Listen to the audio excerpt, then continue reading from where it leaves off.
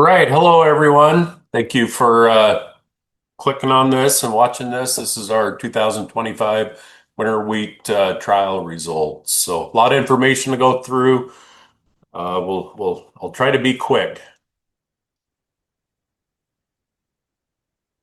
First off, really want to thank our cooperators this year. We had four large variety trials, four on-farm strip trials. That's by far the most we've ever had. And then we had three marketing trials.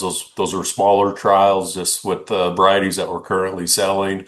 I want to thank all these farmers that are here or on this slide. You can see over at the map, we pretty much covered the whole Palouse this year in trials. So a lot of information to go through.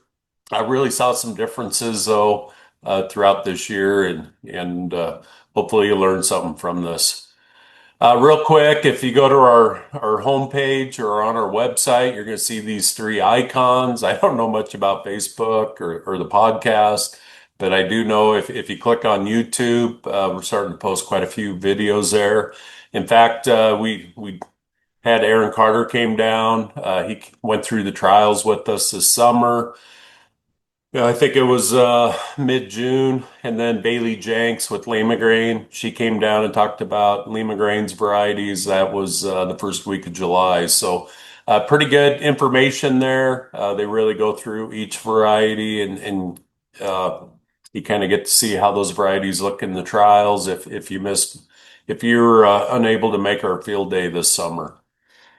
Really quick, weather, like always, especially dry land farming on the Palouse, plays such a critical role. If we cut a bin buster or we're all disappointed.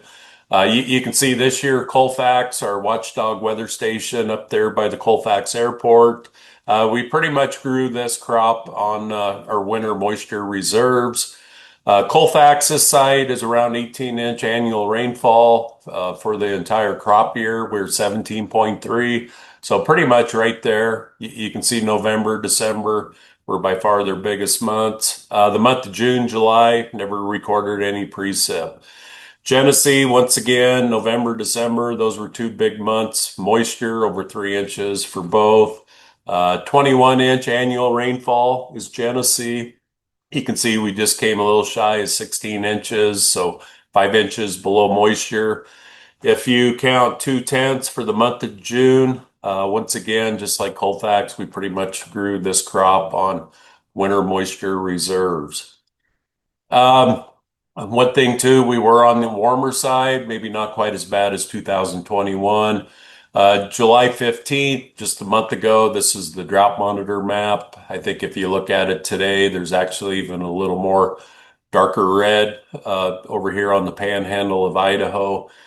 Fairly warm, 987 growing degree days from the 1st of March through July 15th.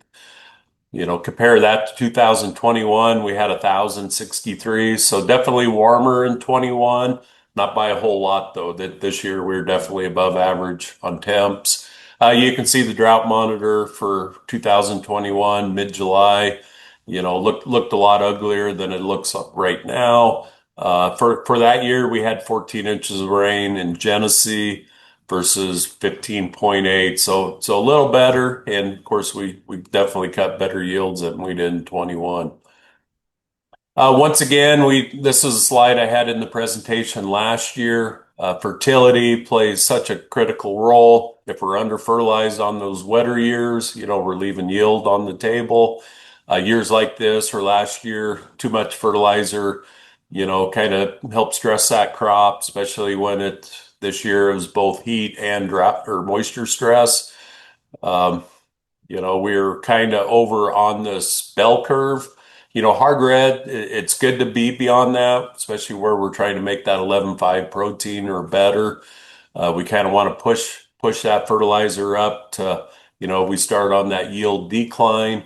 Soft white though, we really want to be, right at the peak of this curve or a little bit to the left. I think for a lot of guys this year, once again, maybe too much fertilizer.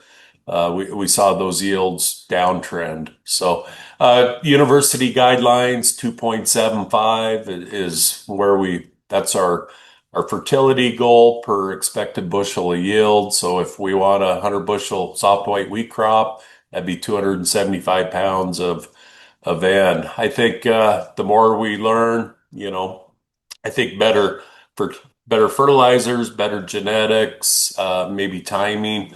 I think we can probably start cutting that way back from what we're learning. Genesee, we really only had two trials though, where we were definitely over fertilized. Of course, Genesee, we had an average trial mean of 12.3% protein. 10.5, that kind of seems to be the sweet spot. 10%, that really means you maximized your yield with your fertility. So you can see here we were over fertilized. Tensid, very high protein there. Some other observations that we made in 2025, we saw a 10 to 15% yield drop on winter wheat following canola. That was pretty, I think that held through the entire Palouse. I get to talk to a lot of growers share their yields with me. In fact, I had one Genesee grower north of town. I think it was a 400-acre field that was split between canola and chickpeas last year. When he was cutting that field, there was about a 15% or 15 bushel drop off on yield following canola. Wetter years though, 2020, 2022, I will say the best wheat's been on canola ground. I think there's a lot of benefits to the soil raising canola. Of course, weed control is probably the biggest, but breaking that hard pan, I think canola will go down to that 4, 5, 6 foot. Really pull that deeper submoisture out. I think that's why it impacted wheat this year, just a drier profile. But really good at maybe recycling some of those deeper nutrients. Otherwise, it'd probably leach away. The other thing we saw, recrop winter wheat, back on winter wheat once again, kind of 2 years in a row. Some growers, it was their best yields this year. Why? I think with ceph stripe, disease, that shouldn't be the case. But once again, I think more straw tie-up, slower mineralization with that nitrogen really came down to less fertility for that winter wheat crop. Maybe we didn't burn it up as much as we did, say, coming back on garb ground. Hard red winter wheat yield slightly off. A lot of growers on the South Palouse raise both white wheat and hard red. I was hearing pretty consistent 10 to 15 bushel less on hard red versus soft white. I think once again, that came down to more nitrogen on the hard red. Um, Interesting, couple of the highest soft white wheat yields I've heard this year was on 60, 70 pound total ends. So, once again, though, we need to look at it every spring. If we have a forecast for a really wet summer, cutting your rates back in the fall, you probably, need to readdress that next spring and add some more.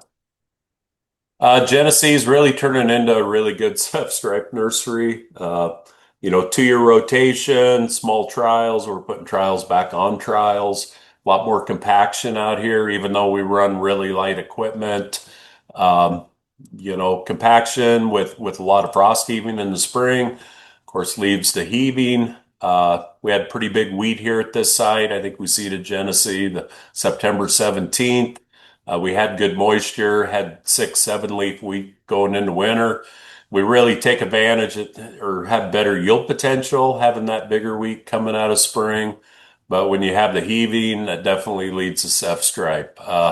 Picture on the right that this is NDVI imagery that we took back in mid-June. You could really see, even though there was some frost damage like LCS fairway, in this block in that third range, definitely took it in the shorts the worst.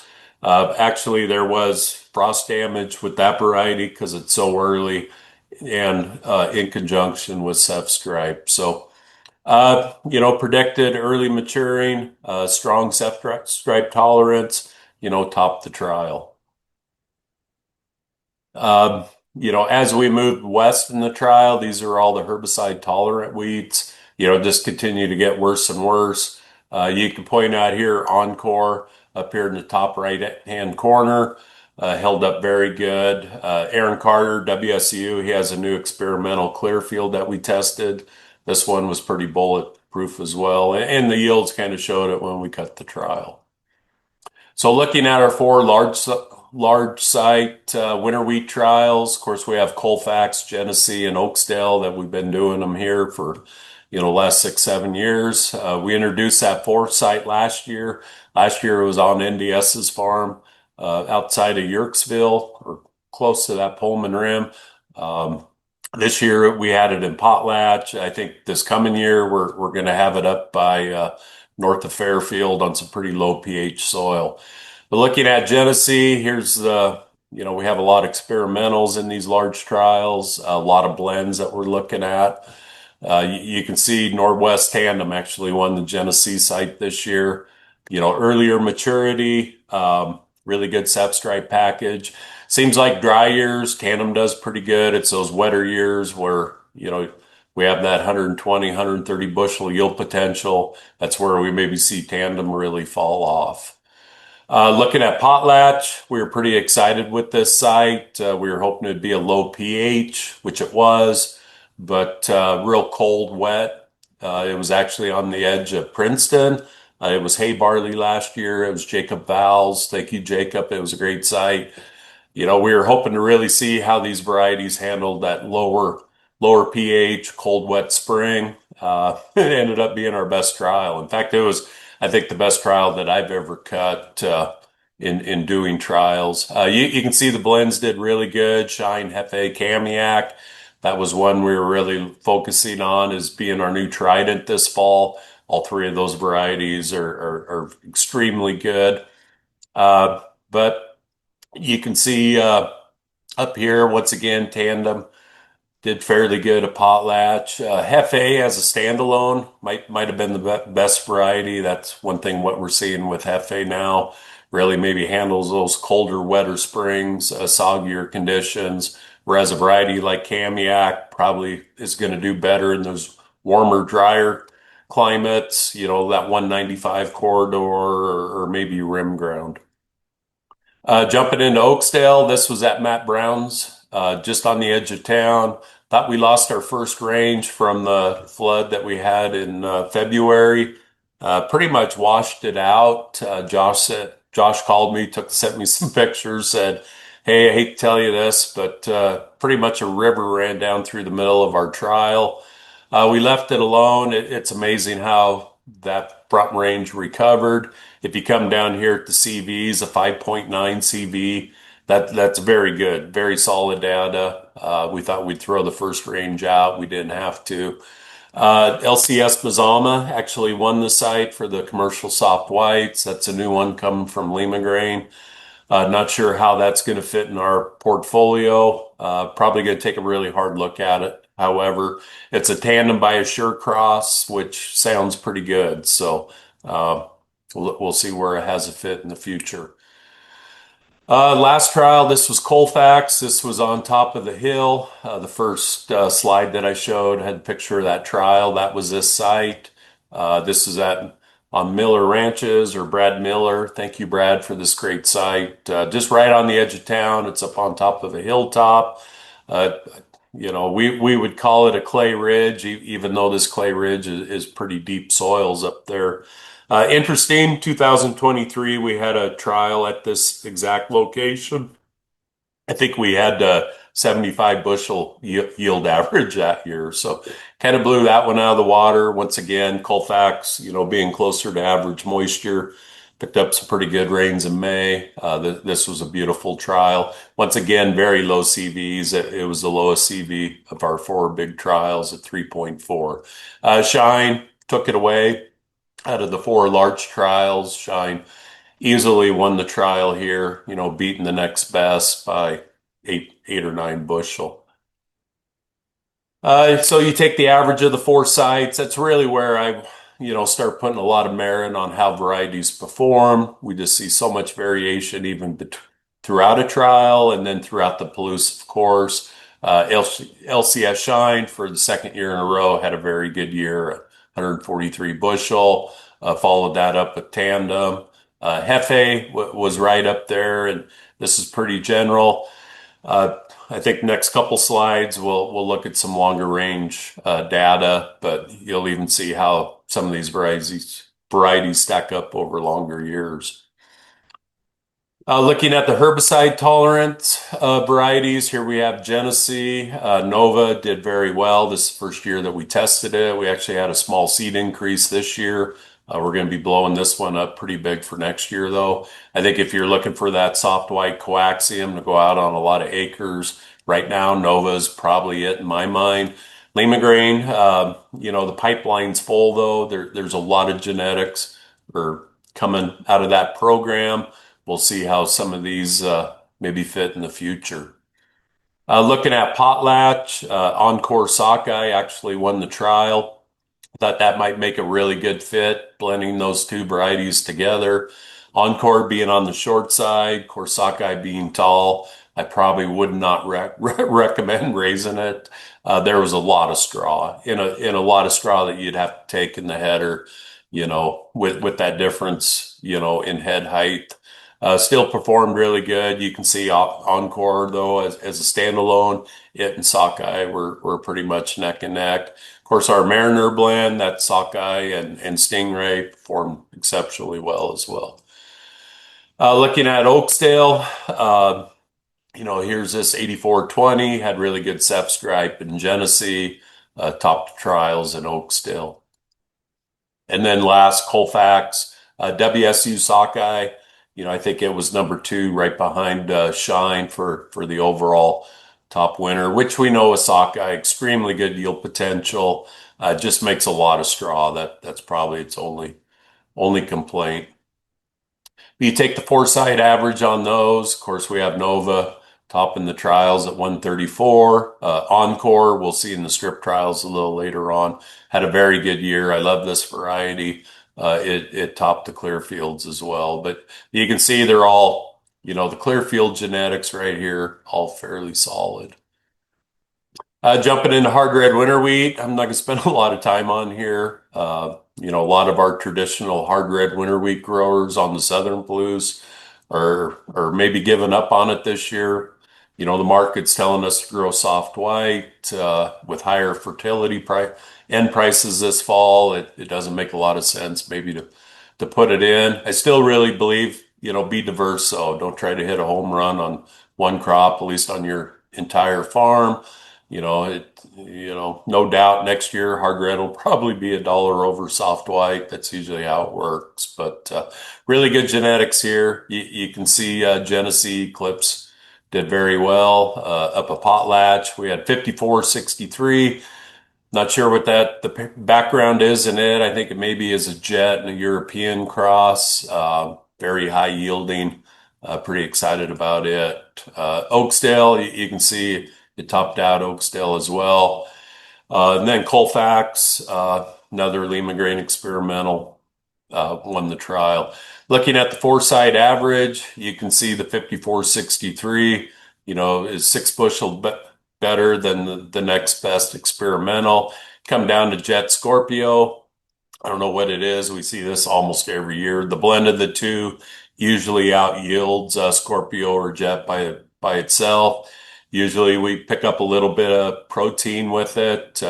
Scorpio probably being the less yielder unless it's a wet year.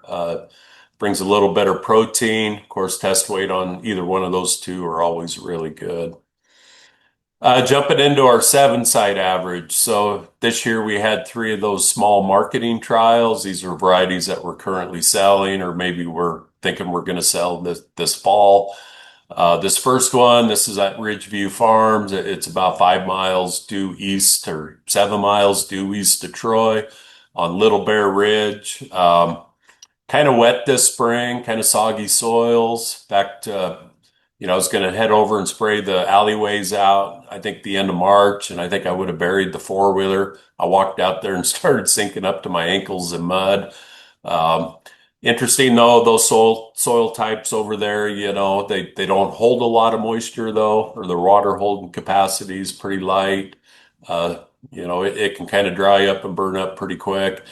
Shine, of course, you can see it, the yield percent of the trial mean, that this is one of the sites where Shine performed very well. Hefe maybe as a standalone didn't do that well, but Shine Hefe, that blend of those two looked real good.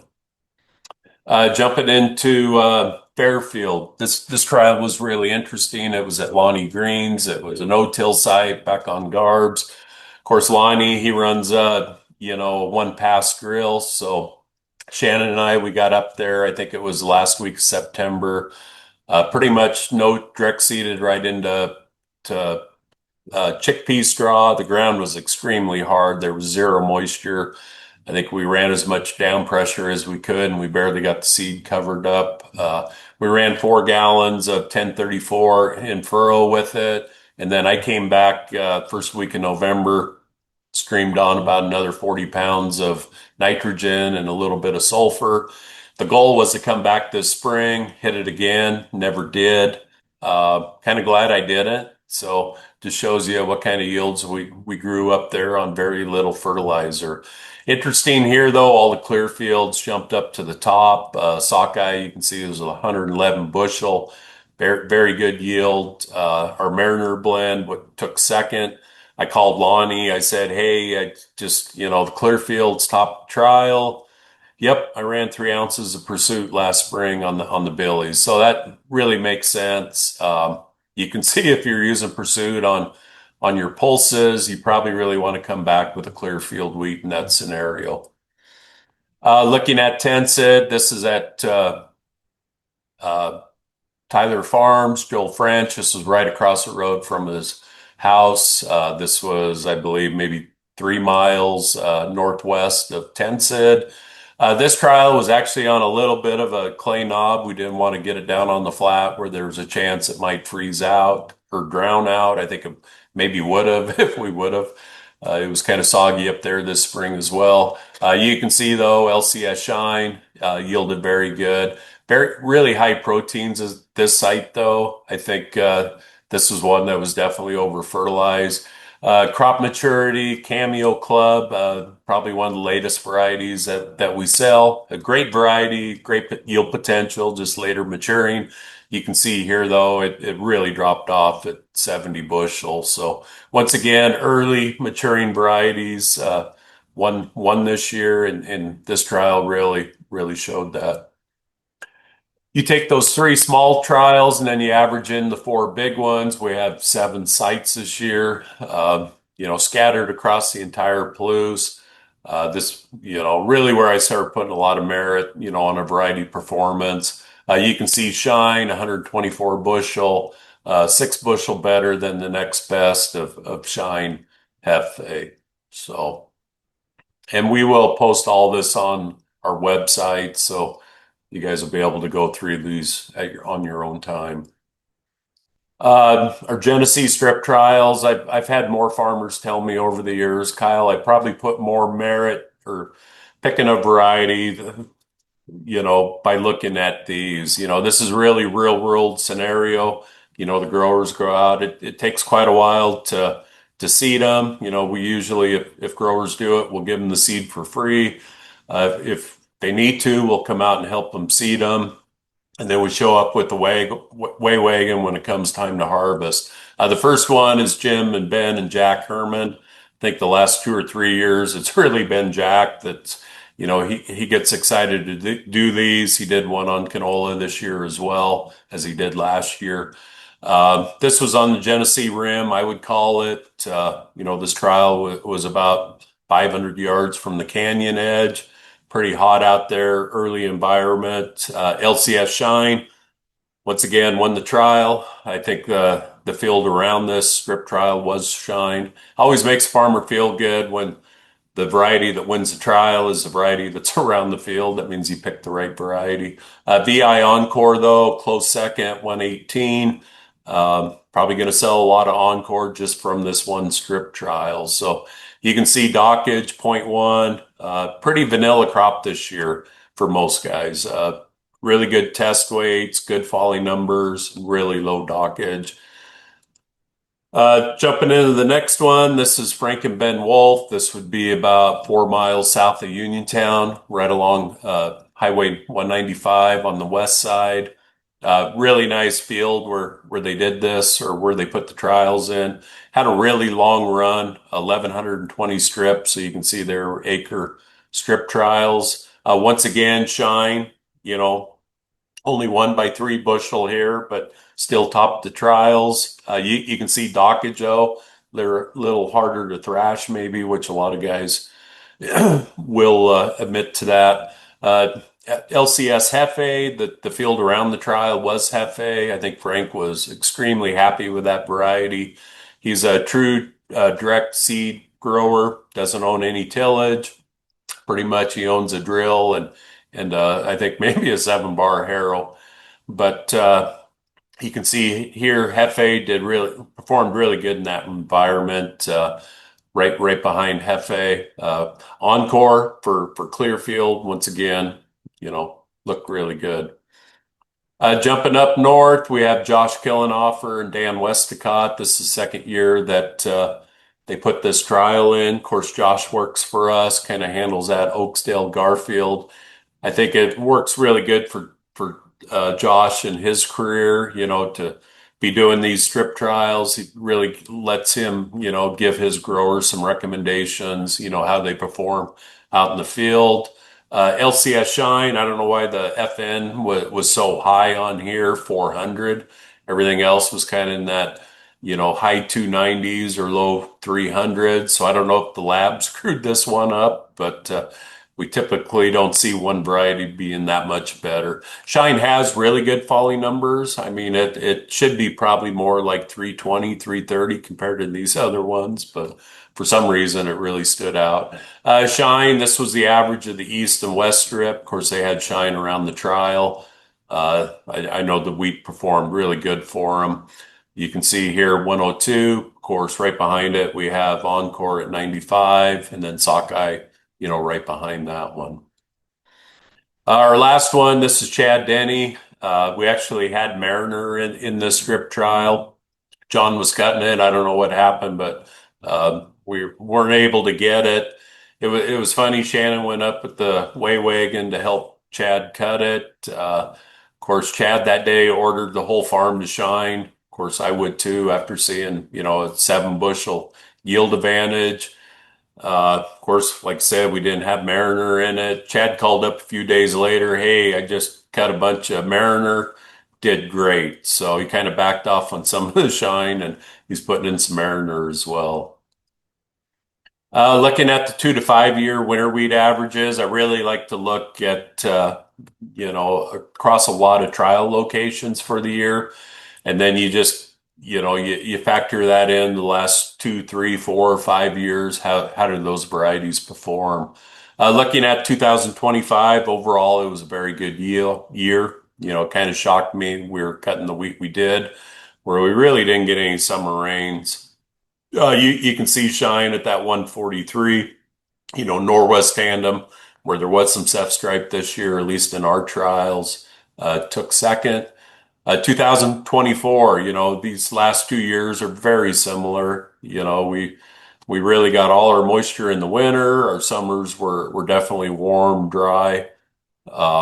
Just kind of shows you early's going to win the races in those kind of years.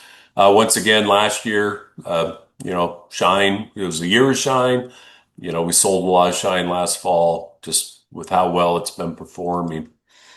You take the 2 year 8 side average, 149 bushel. The next best would be all the way down here at LCS Blackbird at 143. Looking at 2023, interesting here. The Southern Palouse maybe picked up. I know Genesee, we picked up an extra 2 inches of rain that summer versus Central or North Palouse. We were kind of the Garden of Eden. Last two, I'd say, it's just been the opposite. But you can see once again, warmer, drier summer. Actually, 23 was a fairly dry year, or we really didn't get much summer moisture, but we had a really cool June that really helped. You can see that year, LCS Hefe, cold, wet spring. That variety really kind of plowed through. GS Bounty, both of these varieties are more mid-season maturity. Bounty, or maybe 4 or 5 days later than Shine, took advantage of that cooler summer, really plowed through and topped that year.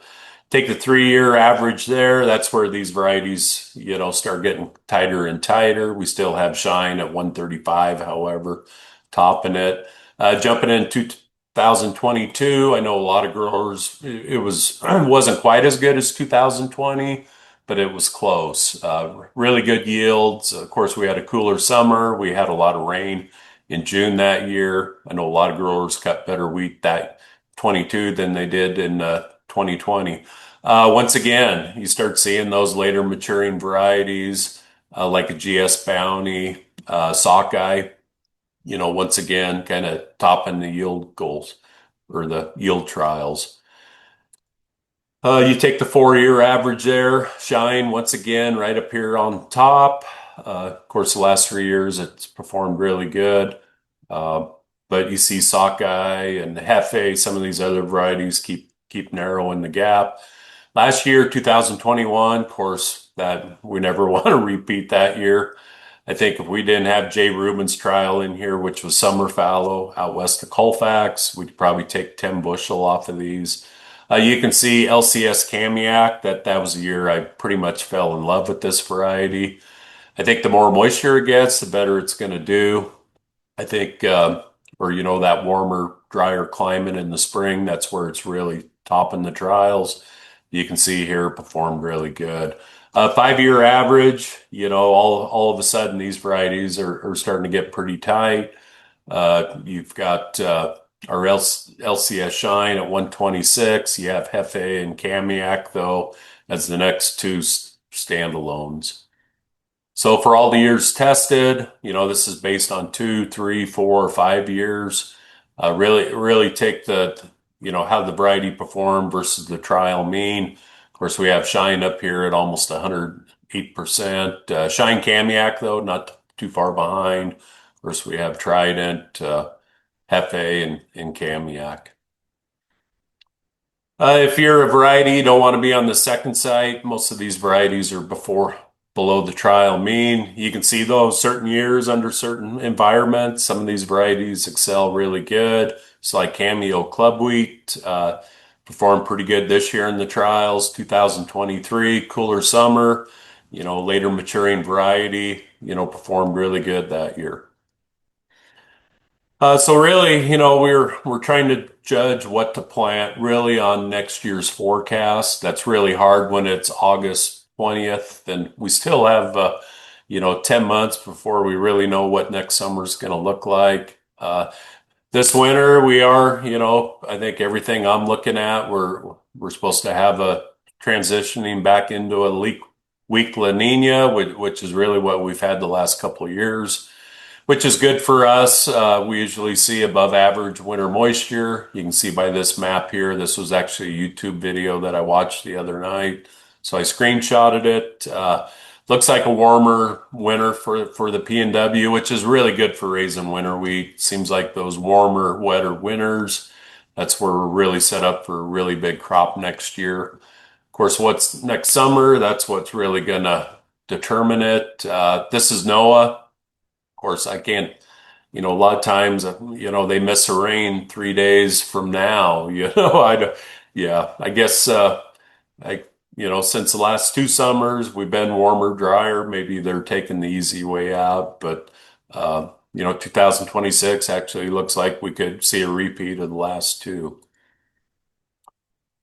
With that in mind, we look at the last 2 years. This is, probably where I'd probably lean to, LCS Shine. Of course, a lot of growers are putting Shine in fence row to fence row. Can't say I blame them. Could be a little risky though if, we'll talk a little bit more about that. Every year is different. 2023, a drier year, but we had a really cool summer. That's where some of these later maturing varieties, extended growing season, they've got that top end yield potential, maybe a little better than Shine, but they need the growing season to do it. Of course, 22 was a really good year, cool, wet summer. You can see a later maturing variety like Sockeye, top the trials that year. Of course, 21, we had the drought year. I think the last 2 years, if we wouldn't have picked up the winter moisture that we did, we could have had a repeat of 2021. But you can see a real early variety, quick to get going in the spring, like a Kamiak, really took advantage of that. Looking at Shine, this was our grower strip trial or our fertility strip trials that we did in Genesee last year where we ran these varieties. I think there was 9 ranges and then we did some different treatments. This is the check. You can see Shine here starting to lay over pretty good. 2025, this is behind the process and plant and our variety trials. This is a border of Shine. Once again, starting to tip over pretty good. So, um, I just remember this was 10, 12, 14 years ago. I had a Genesee grower, big hard red winter wheat grower for us. He put in 1,500 acres of clear stone. Had some goat grass, in a couple fields he was trying to go after. Of course, clear stone, very high yielding hard red winter wheat. Looked good, but it was one of those years we grew a lot of straw. Right before harvest, we had a really bad thunderstorm that came through with some high winds. We got a bunch of rain. It went from a really beautiful crop to cut to about 80% of it was flat on the ground. It was interesting. He had already placed an order for that fall. He was pretty excited about it. Second day of harvest, he called and he said, I will never, might not have said crap. It might have been the other 4-letter cuss word, but I don't think I'm ever going to grow this again. I think it took them 2 weeks with 3 combines, 3 or 4, to get a cut. It was just absolutely miserable. Of course, a lot of straw to run through the combine as well. Just want to throw this out there too. Had another farmer, farms up north, who I highly respect. We text almost daily, sharing yields or what we're seeing out there. He just said, just farmer intuition or observations from the combine window. I don't trust Shine all by itself. If things are right, you can't beat it. But clay ridges, wet bottom ground, it has that diva quality. It's kind of like she's fun to take to the prom on your arm when all is right, but she can really let you down if someone spills a drink on her, or maybe another girl walks in wearing the same dress. I think I'm going to blend all my Shine. Here, just looking at, I think everyone's aware of how these varieties look. Of course, here we have LCS Shine very early.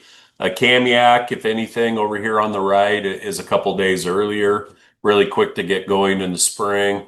Kamiak, if I go rate a trial, say mid-March, it's probably going to be Kamiak and Encore that I'm going to rate the best. Hefe, great variety. It's a Norwest Duet by Art Deco Cross. Has really good winter hardiness, really good Sep stripe package, really good on stripe rust. Just more of that mid-season maturity. Once again, this is a little closer to harvest. This was our new Trident blend that we were, kind of counting on, or we grew seed to make it. It was a third and a third and a third. Still did fairly good. I mean, it was right there. If you remember Potlatch, it actually won the Potlatch trial. Came in at 117. Of course, here we have Shine Hefe and Shine Kamiak. Statistically, these are all the same. Just want to throw a couple WSU slides in. How do these varieties perform in certain environments? Of course, here we have Pullman this year. This is a WSU site. You can see Kamiak has always performed really good at this Pullman location, 158. We have Shine, still took third in the trials at 149. You can see there was a pretty big yield difference there. Jump up to Fairfield. This is at Mike Rourke's farm, I believe. They just cut this. I think I got this data about 3 days ago. But here we have LCS Hefe, that colder, wetter environment, lower pH. Hefe 131. We have Shine still right up there above the trial mean at 120. But you can just see how in different environments these varieties react. So this is it. This is our new PNW Trident blend for 2026. It's going to be a little different than what we've done in the past. First off, it's going to be 60% shine. A lot of this has been by grower request. We really want to do a blend with shine, but can we go heavier shine? We're going to do this by seed count as well, not by weight. We're not going to take 50-50 shine and hefe or whatever it may be. If shine is 8,500 seeds per pound on the seed lot and say hefe is 12,000 seeds per pound, if we did a 50-50, it's probably going to be 60%, 65% hefe, 40% shine just by the difference in seed counts. We're going to have 20% hefe. I think really good variety of standalone, especially if you're on the eastern half of the Palouse. But once again, it's going to be done by seed count. And then last is Kamiak at 20%. I think out west at 195 corridor, that's where Kamiak really shines. Whereas Hefe is probably better, on that 95 corridor going through Idaho. Randy Olstad, he thinks we ought to call it moonshine. I think we're going to keep calling it Trident, but do kind of like moonshine. I think this is what we're going to offer as our only blend. I know we got a little bit of Shine Tandem orders. We have enough Tandem. We're going to honor that. But we had growers that were ordering Shine Kamiak, farmers who were ordering Shine Hefe. I think we're going to, probably just do this blend just for bin space. I think it's going to be really, really good. I mean, we already know it's going to be good because it's 60% shine. We still have a little bit of our old Trident available for this fall. I know we've already had 2 or 3 growers who really liked it. Of course, Tandem had a good year. Exceed, a really good variety, very early. The only thing I don't like about it's highly susceptible to substripe. So, if you're going to grow it, you only want to really grow it on 3-year rotation. Jumping into clear fields, of course, here we have Sockeye Stingray, Mariner over on the right. I will say Sockeye this year, that's the one variety around Genesee actually lodged a little bit. Gets really tall, growers don't like it. Of course, you throw the Stingray in there, it's going to help hold it up. Stingray, very good on low pH. I think in that Oaksdale, Thornton, especially summer fallow, Stingray still is performing really, really good. That's really where most of our Stingray's going now, other than maybe in that Sockeye blend for low pH soils. I want to point out too, interest rates have come down a little bit, but I know borrowing power from a lot of farmers, interest rates are still in that 5, 6, 7%. Hopefully they come down here next month, but they are eligible for 0% financing through BSF. So if you are going to plant Clearfield, take advantage of that. It's really easy for Brian to do in Colfax. You just got to let him know. And then here we have VI Encore, of course, where it's a clear field, it's eligible as well. Just love this variety. If you have, Italian ryegrass or maybe resistant dog fennel, plant this one. Very aggressive in the spring. It canopies over. I always tell growers if you've never raised Timothy hay, put in Encore because it's exactly what it looks like till it starts throwing ahead. Very good standability. Great big heads, good test weight, really good disease package, really good on substripe. If you're going to recrop, maybe winter wheat back on winter wheat, this would be one I'd definitely take a look at. Yeah, it's probably quickly becoming one of my favorites. This is something new. If you have that field of winter wheat that you've been going out, maybe spraying 10, 15, 20 acres out each spring and in the wet areas because the ryegrass has kind of overtook it, or your group 15s, didn't get activated in time. Try this Rydrick. It's pretty much Madsen from what I could tell. It's got the same disease package as Madsen. It's going to be kind of in the middle of the pack for yield. Of course, this year, being a little later maturity, maybe the yields fell off a little bit, but still going to be, decent. What we did in Genesee, I was running up to 12-ounce rate of metribuzin the end of March. Worked awesome. There was zero plant response. 12 ounces of metribuzin in the spring. There wasn't a lot of weeds that survived that. So really good on Italian ryegrass in this. That's why I did it in one part of the trial. Really good on broadleafs. Did come back, make an osprey in a broadleaf herbicide application. I think the end of April, first week of May, but didn't need to. Really couldn't find a weed out there. Seed tree package for fall. Once again, our Grand Slam package is the same thing that we did last year. Last couple of years, we're very happy with this package. I think we're using a lot of off patent or generic products in here. We're really able to, spike some rates on some of these things. Really good value to you guys.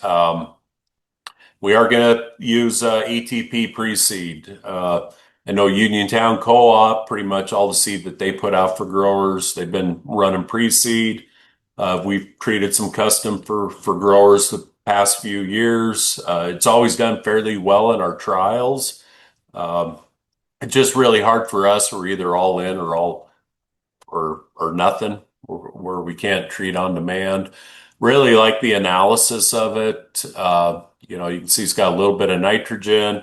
It's got a pretty good shot of phosphate, especially for farmers that don't have starter capabilities on their drill, and they might be deep banding their phosphate 6 inches down with their, nitrogen or thio. Interesting here, boron, manganese, and zinc. Those are the three micros that we are seeing this spring. We're the shortage short on with Shannon doing his NutriScan testing. Of course, has a little bit of each of those. I think the big thing here is the biostimulants. It's got the seaweed, um, the the acid, the two acids.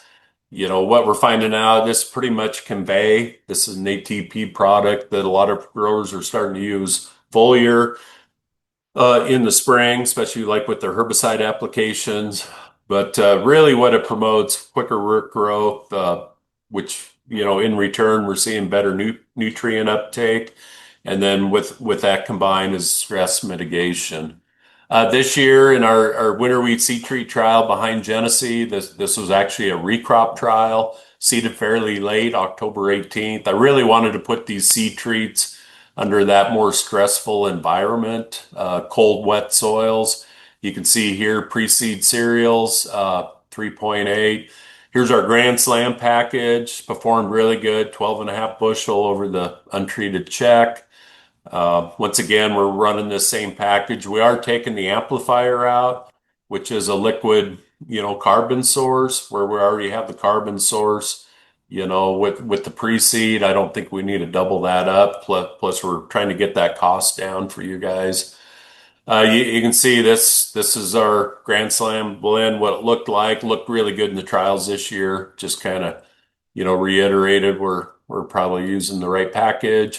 Of course, here we have our Traxa blend that we used on our spring cereals. I know we're still, especially up in that Fairfield area where it's kind of the nuclear zone for wireworm. Growers have been putting Traxa on their winter wheat seed. You can see we picked up 1.2 bushel over our Grand Slam blend with it. So, which pretty much pays the cost for that Traxa for growers. But it's going to be $3 a bushel more than our standard Grand Slam. Just pretty expensive insecticide. And then up here's our 4.6 ounces of pre-seed. It's going to be built into the fall seed price. It's going to add about $1.40 a bushel. With the volume that we're getting, we were able to get a pretty good discount on it. And but anyway, yeah. So if let's say seed treat prices we're going to be $18 a bushel, say for shine. We don't have seed prices set yet. We will here shortly. We're going to be call it 1950 with the pre-seed on there. It's about a $2.50 acre treatment for you growers. Here, this was actually, we just finished cutting our spring wheat trials. Of course, we look at a lot of seed treats on those as well. These are the add-ons. You can see here this year we use Bush. That's probably going to be our biggest seller next spring. We have a lot of seed available. Once again, great variety. Probably yield advantage, what we're seeing over Ryan. But you look down here that, 179, this would be the control. So once again, pre-seed cereals, same thing. We saw a 3.8 bushel, over the check, pretty consistent. So, if you factor that in on $5 net wheat, what we're seeing right now, that's a $19 an acre gain. It's going to cost you 250 an acre for us to put it on the seed for you. That's a great return. So we wouldn't be doing it if it didn't have this consistent 8-to-1 ROI. So just wrap it up. Got a great staff at PNW. I think there's two or three of us missing in this picture, but we really want to thank everyone for your seed business. We don't take it for granted. We work really hard to get your business and work even harder to try to keep it. Seed prices, fall letter will be coming with those hopefully within the next 2 weeks. So if you're not done with harvest yet, I know the end's in sight. We just need the storm clouds to hold off for another week, 10 days, and then I hope the skies open up and we start getting some good fall moisture. So thank you for watching.